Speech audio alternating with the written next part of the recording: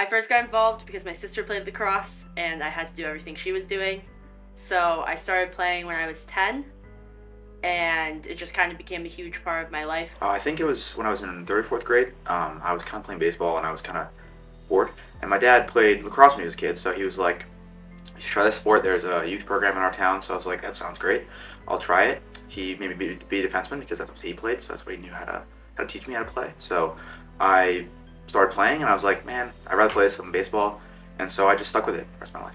I was best friends with this girl in elementary school, and in second grade, her mom made us go to lacrosse tryouts, and 2 years later, she passed away from stage 4 breast cancer, and so whenever I play, that makes me think of her.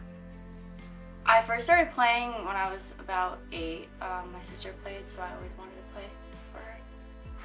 And it's honestly been like everything, like my whole life. I have two older sisters. They're 12 and 7 years older than me, so a pretty big age gap. But I was always at their practices, and my mom was their first coach, so I was always with her, like her little assistant and stuff. And then like ever since then, like I just loved it, and it was just all basketball all the time.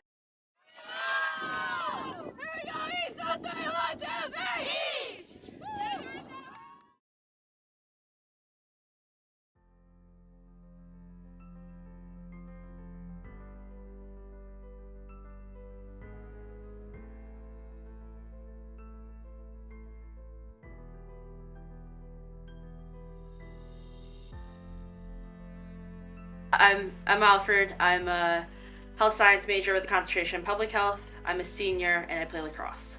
I'm Liam Shanley. I'm a junior here at Eastern. On my men's lacrosse team, I'm number 30. I'm a defenseman, and my majors are economics and business information systems. My name is Sydney Goyette. I'm a junior, majoring in business administration, and I play lacrosse.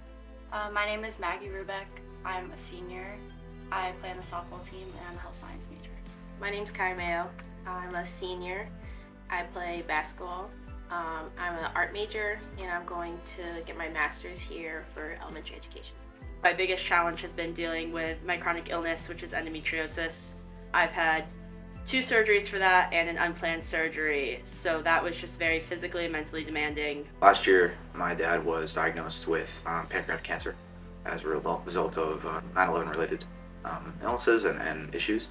And last year he passed away from that. He succumbed to his illness after about a year or so of trying to fight it. Last April, I tore my ACL and my medial meniscus in warm-ups for our quarterfinal playoff game. I think getting sick my freshman year and finding out that I have Crohn's disease and ulcerative colitis was definitely like the biggest setback that I faced. I found out the fall my freshman year, and it's a gastrointestinal GI autoimmune disease. The end of my sophomore year, which was by far the best season record-wise, we tied for regular season champs with Rhode Island College. And the practice before the LEC tournament, I fell, and I looked at my best friend at the time, Martha Chapman, who played here. I was like, I did it again, because I tore my ACL my junior year of high school. Endometriosis is a reproductive health condition, so I have tissues like what's inside my uterus grow outside of it around organs that it's not supposed to be on, and it causes a lot of inflammation and pain and a ton of other symptoms that are just not fun at all to deal with. It's very consuming. It took up a lot of my time. I had a lot of doctor's appointments and tests and hospital visits, and I mean, I had been in pain since I was 13, and since I was 13 I had been told that there was nothing wrong, I was being dramatic, and it took until I was 20 for them to finally start to listen to me. So it was a very long road. With endometriosis, there is no cure. I'll have it for the rest of my life, which was a daunting thing to know, but it was a very long road with a lot of medications and procedures and different doctors and appointments. In April, the doctors told us that he had 3 months to live. That was not true. They told him that to give him confidence. He had like 2-3 weeks to live. So I chose to go home and spend my last moments with him. That was a difficult decision because, you know, lacrosse is what I always did, and I was part of the team. And my dad told me that his biggest joy in life was to watch me play, and that his last moments he wanted to be able to see me play. But I couldn't do that because I have limited time playing with him. I can always play lacrosse. I can always coach lacrosse. I don't have every time with my dad.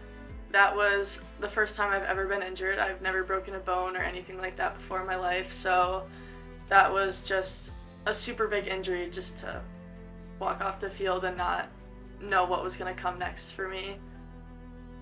So I had to learn a lot from that experience.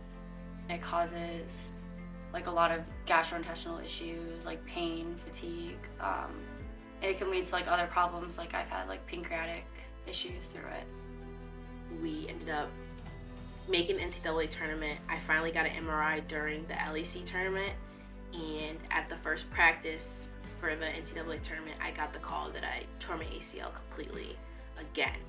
And that was probably by far something that I wasn't expecting to go through again, and the biggest setback, just thinking about what I went through the first time and like the rehab and the surgery and the mental blocks and the mental toughness. That definitely was something that I was worried about going into my junior year, because junior year is usually like the most important time and like a breakout year for athletes. So that was definitely a big setback. It impacted me a lot athletically. Sophomore year, I was able to play through it, but I was taking a lot of days off. I was having a lot of pain, especially in like my back and hips, and no one understood why. It consumed a lot of my mental capacity, so it was really difficult for me to be able to focus on lacrosse, let alone school. And then my junior year, I had to take a year off from playing sports so I could really focus on my health and prioritize figuring out what is going on with me and what needs to be done so that I can have a better life long term, because past lacrosse, I have a whole life to live. I had to step away from the team for a few games. I think I missed the last 4 or 5 games of the season, if I remember correctly. And it was difficult. You know, I had just earned a starting job. At the beginning of the season, I was kind of a role player. I played man down, some maybe took a wing here or there. I earned a starting job for those 3 games that I was starting, and then I had to leave. So that was a little difficult, but I think it's, for me, in my daily life, it was pretty difficult because, you know, you see your dad, this is a hard word to say, but deteriorating. You know, he's dying. And that's very difficult to see as a man who was very strong, who was very, you know, a source of pride for myself and something I looked up to. And I think for him it was a difficult thing because he didn't want me to see him like that. It impacted my athletic career because I didn't know when I was going to come back, and it all had to do with how hard I was working. But that was more of a 95% and a 5% margin of I have to do the work, but I also have to listen to my body, and I couldn't rush it or else I was going to get hurt again. So I had my first doctor's appointment a few days after I tore my ACL. I went into the doctor's appointment not knowing what I was going to hear back, because the athletic trainers here told me that I maybe strained my ACL and maybe tore my meniscus, which would have been a 6 to 10 week recovery period. So then I ended up going to the doctor and I got scheduled for an MRI. 2 weeks later, got my MRI, found out I tore my ACL and my medial meniscus, and then I got set up an appointment with the surgeon later that month in May. And then in June I had surgery. And then ever since then I've been going to PT and everything like that. At first it didn't affect me. Like when I found out my freshman year, I really wasn't like having any symptoms. But then my sophomore year winter, I got really sick and it made it like really difficult to play. I wasn't like strong, I wasn't as strong, I wasn't as fast, and I had to realize that I wasn't at the point where I was and be able to like get my health back on track so that I could get back to playing at the level I was. I think, so the way the surgery went, it was on both my knees. Like they took a tendon from my good knee and put it in my bad knee, so I had to strengthen both of my legs and be able to walk again. So that was a difficult coming back onto campus. I was able to come back in 7 months, which was a really not normal, but it was a challenge during my junior year. I was in a lot of pain, so athletically I wasn't physically able to do everything that I usually could.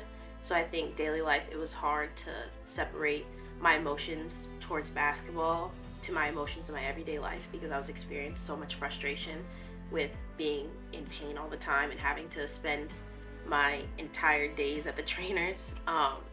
So that was like probably the biggest challenge, was separating basketball and like everyday life, and being able to acknowledge that I was okay and it was a part of the healing process. There were a lot of moments where I thought quitting would just be easier. It would take something off my plate. It would give me all the time in the world to focus on being sick. But what really kept me from quitting was it was the one place I wasn't sick. I was allowed to ignore everything going on in my life. I was allowed to not be the sick kid who was at doctors all the time, and being around a team that supported me and was there for me, even if they didn't fully understand it, I knew they had my back, and that really kept me going. And I knew I had a coach who would sit there and go through a ton of ideas with me of what to do, who to ask for help from, and she was a major support in me getting the help that I needed to get better. I don't think I ever thought about quitting because it's what I do. I play lacrosse. I think that's also a connection to my dad, is that he gave me the sport. He helped me learn a appreciation and a kind of a love for the game. And I think that, people, especially natives who play it, they call it the medicine game. And I think that's a true kind of meaning to it, is that it really does help you to play. It's very hard to want to come back after the amount of challenges that one injury throws at you, and it makes it feel so unfair and just makes you question why you're doing it. But at the end of the day, I remember that I'm doing it for my family that I built on and off the field with all the teammates here. I think my sophomore year when I got sick, I thought about quitting, but I think my family and my friends, I wanted to stay, I wanted to hang out with my best friends every day. And my family, I know they care so much and they love coming to all my games and watching me play. So that definitely kept me going. And then I think my younger self, she always dreamed of being in the position that I'm in now. So that definitely kept me going through that and kept me playing. I think what kept me going is that I knew how much I hated the first time I got hurt playing, because I didn't play that entire year. Just sitting and watching, I knew how much that was I hated that. I just wanted to run onto the court. So I knew that I could say that I want to quit and that it's too hard, but I would miss it way too much. And that was really what kept me going. And then obviously I love my teammates and everything, and I was I can't leave them, and if I going to the games to watch them, I'd feel awful. So I think that's really what kept me going, was that I just loved it too much. I had a very large support system. My mom, dad, and sister supported me through all of it. I never had to go to a doctor's appointment alone. I never had to make a phone call alone if I didn't want to. And on top of that, I had the support of my friends at home who, when I was sick, they'd help me with things when I just couldn't do my day-to-day tasks. They would step in and really take that off my plate, which was amazing.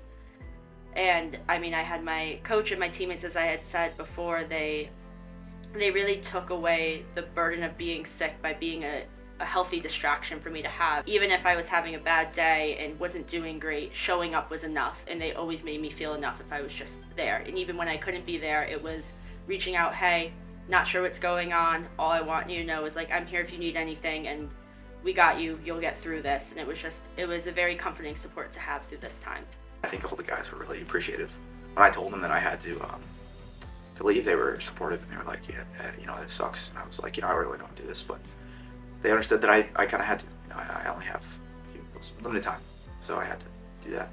I think, coaches, family, they were all supportive, and my family was especially supportive. In the last couple weeks, my extended family members, those who were nurses or people who were in that field, would come down and help us care for my dad when he was in hospice, to make sure his final moments were somewhat peaceful. Sometimes it could be I just needed somebody to rant to, I needed somebody to share my small successes with, because small wins were big wins at any point in this recovery. And sometimes I just needed a shoulder to cry on when it got really hard. I couldn't have asked for better people. My family was amazing. They do everything for me. My parents, my siblings, and my friends, all my friends at school, my teammates, they were the best. They would do anything for me, no matter what it was. If I needed to be driven to a doctor's appointment, or I needed help cooking something, something like that, they were always there for me. And my coaches have been great, but I think the biggest support system I've had at Eastern was definitely Julie. She would sit down with me for hours and just talk to me about it, and she always asked, and she did research to understand it, and she was just a second mom, because I don't live here, so my mom always couldn't be here, and I know that I could always go to her. and she's just great. My family by far are my number one fans, and I don't know if it's because I'm the youngest, like I'm the baby of everyone, but they definitely like supported me through everything. Like when I found out, my sisters were crying just as much as I was. Like a whole bunch of support. My parents, they're the best. Like my grandparents, they come to every game. They were visiting me while I was home. My friends, 100%, like my teammates, you know, Taylor Salato, Martha Chapman again, she was here when I did it, but like all supportive, like my roommates and my coaches. I will say that Coach Beerley, she was checking in on me as much as she could when I got hurt, because I think it's because everyone was there, and the practices went silent, and like I feel like we all knew what it was, but like no one wanted to admit it. But I think I had a bunch of support coming back. Like everyone was checking in on me. So I think that also helped. So I knew that I wasn't really alone going through it. There was a lot that shifted during this time for me. I had to accept the reality of being sick for the rest of my life, which was a very daunting task to do. I had to kind of accept that my life might not be what I expected it to be, which took a great toll on my mental health. But I was able to work with my therapist and really get through that. And then fortunately, I had a surgery that really was life-changing for me, and I am much healthier now and much better, and I should stay that way for a while, which I then had to do the opposite of what I had accepted and kind of accept a reality where I could be healthy and I could have all my hopes, dreams, and wishes. And that, as great as it sounds, has also been equally as stressful, but I've been able to work through it. Two things that I think was really my hardship was the value of the time that I have, whether that's playing lacrosse or going to school or being with my family, is valuing the time that I have, and that was a big deal for me. I think also is being grateful. My dad was a big fan of the Grateful Dead, and so that kind of was a anchoring point for me and him. I enjoy the Dead now. I had to be honest, I wasn't a huge Dead fan. In his passing, I think I much appreciate them more. I listen to them a lot more. I have them on my car as a sticker, so I think for me it's a big deal. I think being grateful and valuing the time that you get, or valuing the things you have when you have them. I think it's two big lessons I got. Yes, I didn't get as much time as I want my dad, but I got some time. That's more than some people have. So the hardest part to overcome for me was not knowing if I was going to be mentally tough enough to get through this injury, because like I said, I've never been hurt before. So that was definitely the hardest part, but I had the best support system in the world to help me get through it, and I'm still supported by my teammates and my friends and my family every single day, so that's what keeps me going. I developed the mentality of like you truly don't like understand what someone is going through, like by just staring at them, like you really don't know. And I think just like treating everybody like with the kindness and respect that you would want, and just like realizing there's like bigger things in the world, like one test, like one game, like there's so many like bigger things, like people are having so many more like bigger challenges. So I think I grew that mentality, and like I had a lot of like character development, and I just like appreciate like life and being healthy so much more. I think being able to realize that I am sick and this is gonna be like an issue for the rest of my life, like there's nothing I can do, like I'm gonna have like IV infusions every like 4 to 6 weeks for like the rest of my life. And I think that was like the hardest thing to overcome, is that I didn't do anything to like be in the position that I'm in, and there's also like really nothing forward that I can do to like, I guess, stop it, and just learning how to like adapt and like live with it. I think my mindset shifted to say that it was really mental toughness, because you know sometimes with sports they say it's like 75% mental, 25% physical, like stuff like that, and I think that's when it was really brought to life that I have to really focus on my mental health and being okay, and knowing that there are going to be days that are worse than others, but I have to know that I'll be okay, and that I just need to take care of my body and I'll be fine.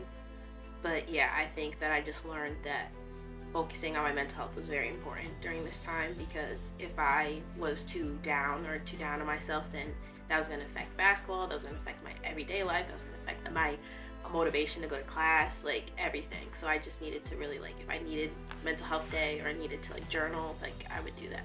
I worked with a therapist the whole time, and he was a great support to have. It was my safe space where I could feel whatever I wanted and say all the awful things that felt too bad to say anywhere else. I did a lot of meditation and things like that to just try and get 5 minutes in my day where I could just relax and be in tune with myself and my body. So I actually created a charity for like a donation link with Tarleton Towers to run the New York City Marathon this past fall. I did that in the winter when my dad's condition was worsening. And I think it was a good outlet to have that whole summer after he passed away to run every day. I had to for the marathon. You can't really marathon doesn't really care. You have to run whether you want to or not. So I think that was a good coping mechanism was to run and to get outside by myself with music or with podcasts, whatever it was, and just be outside and run for 2-3 hours at a time. I definitely tried to have my feelings be an open book in this situation because the injury alone is a very mentally and physically isolating process because nobody's body is the same, and that just already makes you feel like you're much more alone.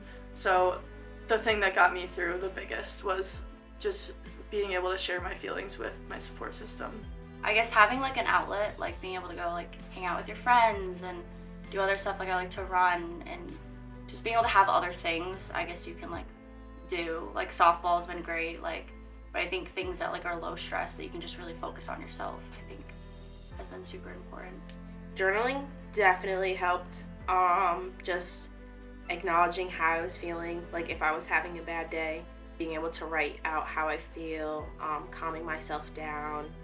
And I also think that taking time to myself, like not as much as I love basketball, getting away from that because I was putting so much pressure on trying to be where I was before that sometimes that was like emotionally draining. So like just spending time with my friends or like just having like a day to myself, like relaxing, I think that also helped me like get back to where I needed to be. The biggest breakthrough moment for me was definitely after my unplanned surgery.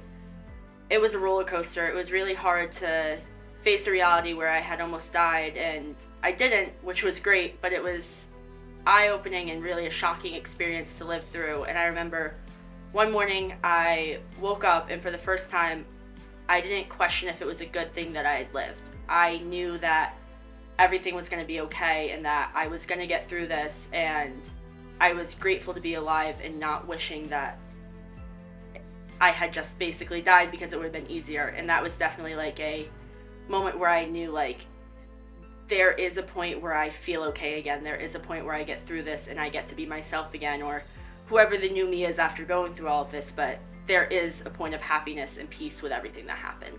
I'm not really a very emotional person, unfortunately, but I think that for me it was acknowledging the fact that, hey, what, I gotta deal with this. I have to move on. Unfortunately, that sounds very bad, but I have to move forward. And I have to understand that I may not see him again. I won't see him again, and so that I have to acknowledge that and step up to help my mom, help my family, with my dad, what we can. I'll never forget when I went to my first post-op appointment and I stood on 2 feet, and that was like one of the biggest wins for me, as well as taking my first steps, running for the first time. Those were all monumental for me. This summer going into my junior year, I tried a few different like medications, and I finally found one that like was working for me. And I just felt like I just looked so much healthier. Like people would say that to me, and I would say that's the biggest thing. Like I was able to get back to like really playing and being able to get to the level I was at. So I would say that, and like I came back that year and I was able to like get a starting position back, and I played every game of the year. So I would say like that summer was like my biggest breakthrough. I went through like a time where I wasn't really scoring like I wanted to during the games. Like I felt like I was on the court, but I wasn't helping my team offensively, and that was very frustrating to me. The first round LEC tournament game last year against Keene State, that game, I just kind of felt like my old self again, going to that game and like actually playing like how I knew I could play. We won, and we like were going to, I think, play Rick next. That was a moment where I was like, okay, I really am gonna be okay, and I was just excited for senior year. It's changed me as a person a lot. I definitely have a lot more direction in my life now. I know what I'm willing to put up with and what I'm not willing to put up with. I know how valuable my life is, and I'm very grateful for everything in my life. I have definitely learn to be grateful of the small things, and I kind of have a new mentality of I get to do everything in life, and that everything life has to offer me, it's less of a complaint, it's less of a, oh, I have to do this or I have to do that. It's, this might not be exactly what I want to do, but I have the privilege of being able to do it. I think, like I said before, is being grateful for the things I have, and have more perspective around the world. I think, I think every kid is somewhat immature, whether you want to admit it or not. But I think that it's somewhat immature in some way because I'm now 21 years old, but I was 20 then. I think it's saying I'm still a kid. I might feel like an adult, but there's some things that they have to work on or have to improve, and acknowledging and saying that saying, hey man, I'm an adult now. I have, I'm out of the house kind of thing. I'm in college, so I think changing myself as a person, being more mature, and trying to take ownership of things I have to do and things I am responsible for. I think it's made me grow so much as a person because it's taught me patience as like one of the main things, but it's also taught me that I'm much more mentally tough than I ever thought I could be. So that makes me proud of who I am much more than I ever was before. As an athlete, I think I just take advantage of every opportunity that I have, because you really don't know how quick it can be taken away from you. And I think as a person, I said earlier, a lot of character development, truly you truly don't understand, you don't know what someone feels, so you really can't make any assumptions. I think as an athlete, it taught me to value the time that I have and value the teams, all my different teams and experiences, and playing playing every game like it's your last. It really it really means something to me now, because at this point you never know. Even if it feels like you're alone, I can guarantee you there's someone rooting for you and in your corner. Don't be afraid to turn to them, because I guarantee you all they want to do is help you. See what's important to you. I think for me it was a difficult decision to leave my sport or go to my dad, but I would say that think about your time and value what you have, in the sense that you only have maybe a month or how many weeks with your family member or loved one who's on a difficult time, but you can always play lacrosse. Lean on your people, because they're going to be there for you and they want the best for you no matter what. I just felt worthless when it was happening, there was really nothing I could do. And I think I had to find out that I really am worth something, and my athletic performance isn't who I am. I'm a person before an athlete. Don't be too hard on yourself. The healing process has its ups and downs. It has its times when you feel like you're not making any progress, and that's probably the hardest time. But you have to tell yourself that you will be okay. You're going to make it through. And I think that especially when you come back, leave everything on the court.